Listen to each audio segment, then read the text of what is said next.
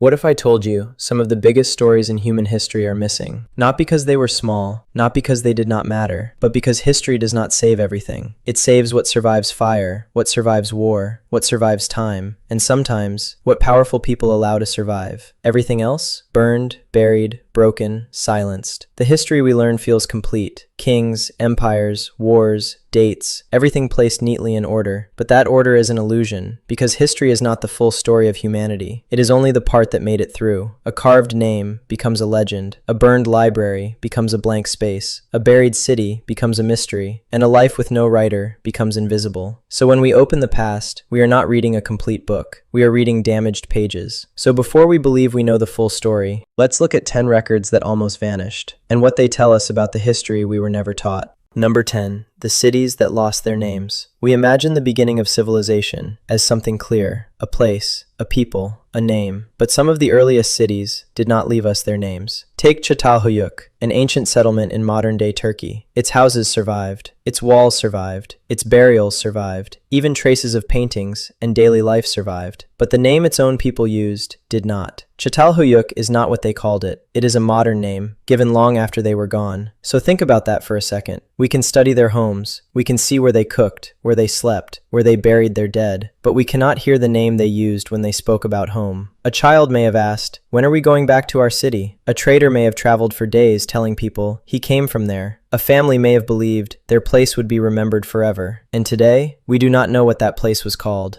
That is the strange part of early history. Sometimes the walls survive, but the identity disappears. The body of a city remains, but its memory is gone. Because a city is not just buildings. It is the name people gave it, the language spoken in its rooms, the stories repeated by its families, the fears, prayers, and hopes attached to its streets. When those things vanish, we are not looking at a complete city anymore. We are looking at a shadow, a place that was once full of voices, now reduced to walls, bones, and objects. And that raises a strange question. If a city this important can lose its own name, how many other beginnings did history lose completely? But some missing pages did not fade quietly. Some were left behind, in ashes. Number 9. The wars that left only damage. History remembers wars when someone turns them into a story. A king says he won. A monument shows the enemy falling. A chronicle gives the violence, a beginning, a reason, and an ending. But what happens when the violence survives and the story does not? At Nouverse, near Lake Turkana in Kenya, archaeologists found prehistoric human remains showing signs of violent death, bodies left behind, injuries on bones, weapons nearby, people who seem to have died suddenly. But here is the part that feels disturbing. We do not know who attacked them. We do not know why it happened. We do not know if it was revenge, territory, food, fear, or something we would never guess. The damage survived, but the motive disappeared. So we are left staring at the aftermath, without the moment that created it. Imagine finding the final scene of a tragedy, but every page before it is gone. No argument, no warning, no names, no witness saying, "This is why they died." Only bones, injuries, and silence. That is what makes unwritten violence so difficult.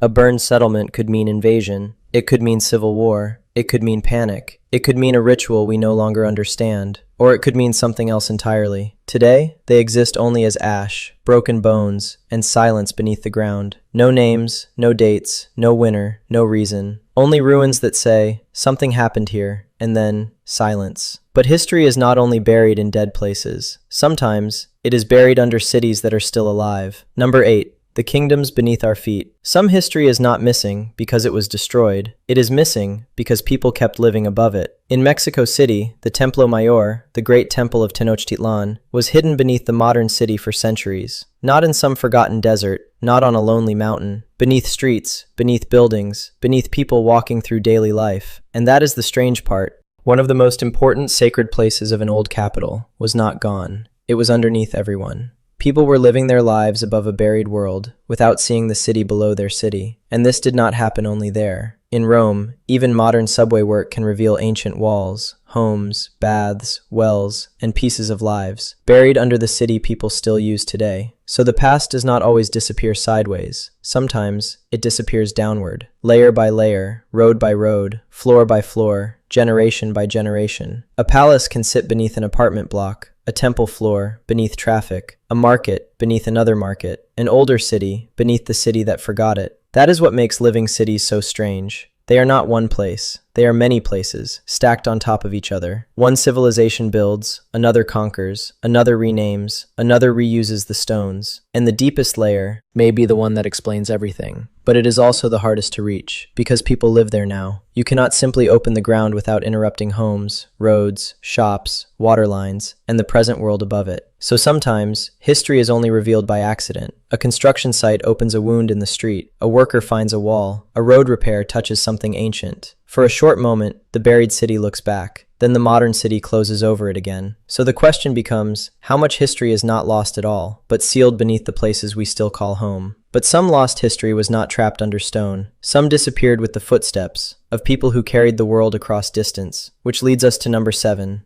The roads that died with their travelers. Ancient people traveled farther than most histories make us feel. But sometimes, the only proof of a journey is an object found where it should not be. Lapis lazuli shows this clearly. This deep blue stone was prized in the ancient world, and much of it came from Badakhshan in present-day Afghanistan. But pieces of lapis lazuli reached places far away: Mesopotamia, Egypt, royal tombs, religious objects, places where that stone did not naturally belong. So the stone tells us something powerful. Someone carried it, across mountains, through deserts, through hands, through markets, through languages, through danger. The object survived, but the road mostly disappeared, and the people who carried it are almost completely gone. That is the strange part of trade history. We may know where the object began and where it ended, but not the human chain between them. A man may have crossed a desert, carrying something his village had never seen. A woman may have followed a coastline, with goods, news, and fear of the next storm. A guide may have known a mountain path that saved hundreds of lives. And today, we may have the stone, but not the traveler, not the road, not the reason. Some ancient routes were not built like roads. They lived in memory. A path through sand, a seasonal crossing, a mountain pass, known only to guides who never wrote it down. When those people disappeared, the road disappeared with them. And when landscapes changed, the mystery became deeper. Rivers shifted, coastlines moved, lakes dried up, passes became impossible. A road that once made perfect sense can look impossible today. So when a belief appears in a distant region, or a word enters a language it should never reach, or a technique spreads with no clear explanation, we call it a mystery. But maybe it was a road, a human road, made of footsteps, memory, danger, and trust. Most of it was never drawn on a map, and once the travelers were gone, the roads were gone with them. But not every invisible force moved through trade. Some moved through breath, through touch, through sickness no one understood. Which brings us to number 6, the sickness no one could name. Some disasters leave ruins, some leave burned walls, some leave weapons. Disease leaves something harder to see. Ancient DNA studies have shown this. Scientists have found Yersinia pestis, the bacterium linked to plague, in human remains from the late Neolithic and Bronze Age. So think about what that means. People may have been dying from plague-like disease long before they had the knowledge or the words to understand it. They saw fever, they saw weakness, they saw death moving from home to home, but they could not see the thing that was moving. That is the fear inside this missing page. The danger was real, but invisible. A settlement becomes empty, burials increase, a population shrinks. A community stops appearing in the record. Centuries later, we can see that something happened, but maybe we will never know what they called it. Maybe they called it a curse, a punishment, a bad wind, a sign, a darkness sent into the village. Or maybe no name survived at all. Many infections leave no mark on bone, soft tissue decays. A famine, a war, and a disease can all leave behind the same kind of silence. People gone, homes empty, life interrupted. And this matters, because disease can change history while hiding behind other explanations. A plague weakens a kingdom, then an invasion comes, and history remembers the invasion. A sickness empties villages, then people move away, and history calls it migration. A disease breaks trade, then an economy collapses, and history says the collapse was inevitable. We see the aftermath, and sometimes we blame the wrong cause. But inside that missing page were real people. A mother touching a child's forehead, a healer trying one last remedy, a neighbor afraid to enter a house, a village wondering why death had learned their names. For them, it was not a historical mystery. It was the end of their world. For us, it may appear only as a silence in the record. Some gaps were caused by forces no one understood, but others were created by people who understood exactly what they were doing. Which leads us to number 5, the people power tried to erase. Not every missing page was lost by accident. Some were removed, on purpose. Look at Akhenaten, the Egyptian pharaoh who tried to reshape religion around the Aten. After his death, his monuments were attacked, his name was removed, and later rulers tried to push him out of Egypt's official memory, not just defeat him, erase him. And that is the disturbing part. History was not only being remembered, it was being edited. Someone decided what future people were allowed to see, and what they were supposed to forget. A name cut from stone, a face smashed from a statue, a ruler skipped in a list, a record that suddenly stops mentioning someone who clearly mattered. These are not normal gaps. They are scars. They tell us someone existed, and someone else wanted them gone. Not only from life, from memory, from walls, from official stories, from the version of the past handed to the next generation. That is why erasure feels different from decay. Time destroys without caring, but power destroys with a purpose. If every copy of a document was burned, we may never know it existed. If a ruler was removed from every official list, only one accidental inscription in another place may reveal the missing name. So when we look at history, we are not only asking, what survived time? We are also asking, what survived control? Because the people removed from history were not always weak. Sometimes, they were dangerous enough to be remembered, and feared enough to be erased. But strange as it sounds, some memories survived because they stopped looking like history and became stories. Then comes number 4, the disasters hidden inside myths. Ancient people told stories about the world breaking, floods covering the land, fire falling from the sky, cities swallowed by the earth, darkness lasting for days. For a long time, these stories were treated as myth, imagination, religious meaning. But sometimes, a story may be carrying the memory of something real. Think of the eruption of Thera, modern Santorini, a massive Bronze Age volcanic disaster that destroyed Akrotiri and sent shock through the Aegean world. Now here is the mystery. A disaster can survive longer as a story than as a clean historical record. People may forget the exact date, the exact cause, the exact science, but they remember the terror, the sky darkening, ash falling, the sea behaving strangely, the ground shaking, a city ending. And when people do not have scientific language, they explain the disaster with the language they do have. A volcano becomes the anger of a god, a tsunami becomes punishment, a drought becomes a curse, an earthquake becomes the earth opening its mouth. The event survives, but it changes shape. Memory becomes story, story becomes tradition, tradition becomes myth. And now, thousands of years later, we are left with a question. What part was imagination, and what part was memory? If a legend speaks of a great flood, was there a flood behind it? If a story says a city vanished in one night, was it an earthquake, an eruption, an invasion, or something else entirely? There is no clean answer, but imagine being there, the sky turning dark in the middle of the day, ash falling from a mountain you may never have seen, the ground shaking beneath a city, the sea pulling back before it returns as a wall. To ancient people, these were not geological events. They were moments when the world stopped behaving like the world. The missing page here is not just the disaster. It is the distance between what happened and what people were able to understand. Somewhere inside old stories, real human fear may still be alive, but its voice has been distorted by time. Ancient stories may hide disasters,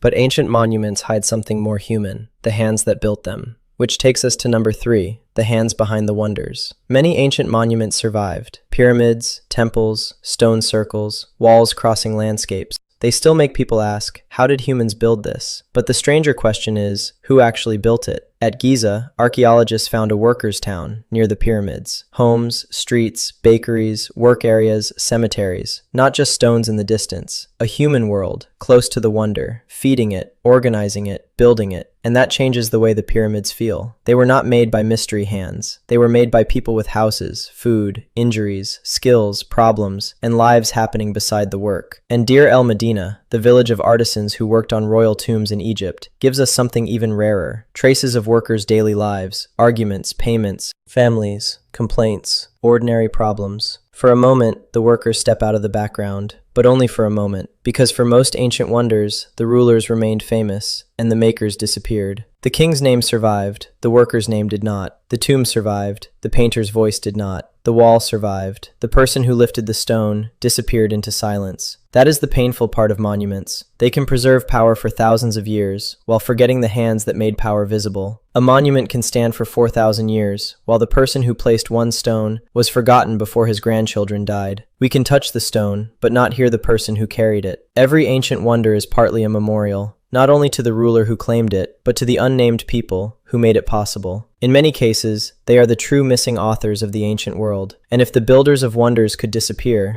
then imagine entire populations moving across the world without ever telling us why. Number 2. The people who moved and never said why.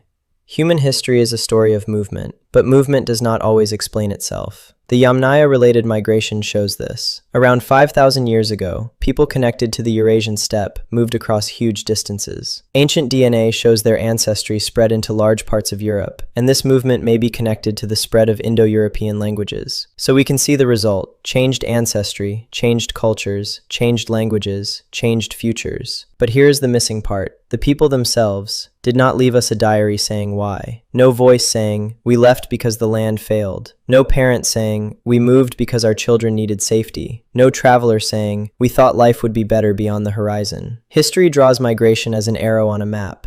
But real migration is not an arrow. It is a family deciding what to carry and what to leave behind. It is graves, left in a place children may never see again. It is arriving somewhere unfamiliar and not knowing if the people there will welcome you or fear you. It is children growing up, speaking differently from their grandparents. It is a story changing every generation until the origin becomes a memory, and then the memory becomes a question. We can find the destination, but not the departure. We can find the result, but not the pressure inside the people who moved. What survives are outcomes: a genetic signature, a new word, a changed settlement, a tool style appearing somewhere new. But the human part is gone. What did they tell their children? What did they miss? What did they think they were walking toward? What did they know they would never see again? History records borders that appeared afterward, but the footsteps that created them are mostly gone. Cities lost their names. Wars lost their stories. Roads lost their travelers. Rulers lost their faces. Workers lost their voices. But the largest missing page of all is not about kings, cities, or monuments.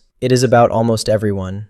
Number 1. The people history never thought to remember. The largest missing page in human history is not one lost city, not one unnamed war, not one erased ruler, not one forgotten epidemic. It is ordinary life. Talon Man shows this perfectly. An Iron Age man, found preserved in a Danish bog. His face survived. His closed eyes survived. The rope around his neck survived. Even traces of his final meal survived. And yet, we do not know his real name. We do not know what his mother called him, what he feared, who he loved, what he believed was happening at the end. That is the strange cruelty of history. Sometimes it can preserve a face, but not a life.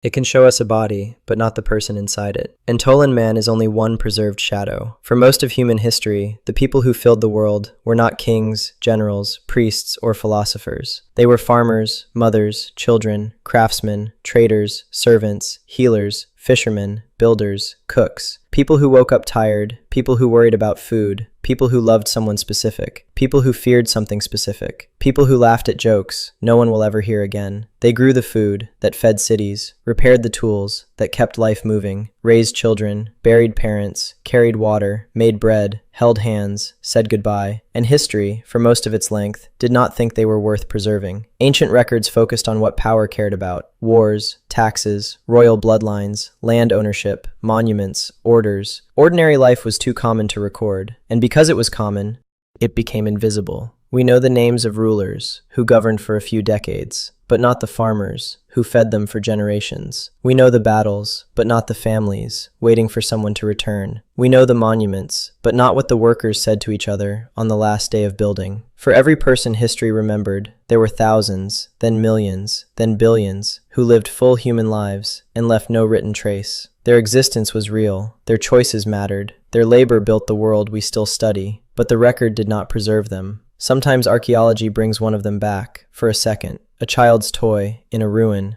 a cooking pot burned from daily use, a handprint left in dried mud, a simple burial with objects placed beside the body by someone who could not let them leave empty-handed. These fragments feel small, but they are not small. They are proof that history was not only made by the famous, it was lived by everyone, crowded with people who woke up every morning in a world they were trying to survive. People who loved, feared, worked, waited, and disappeared. Maybe the saddest part of history is not what we lost. It is that most people who built the world were never written into it.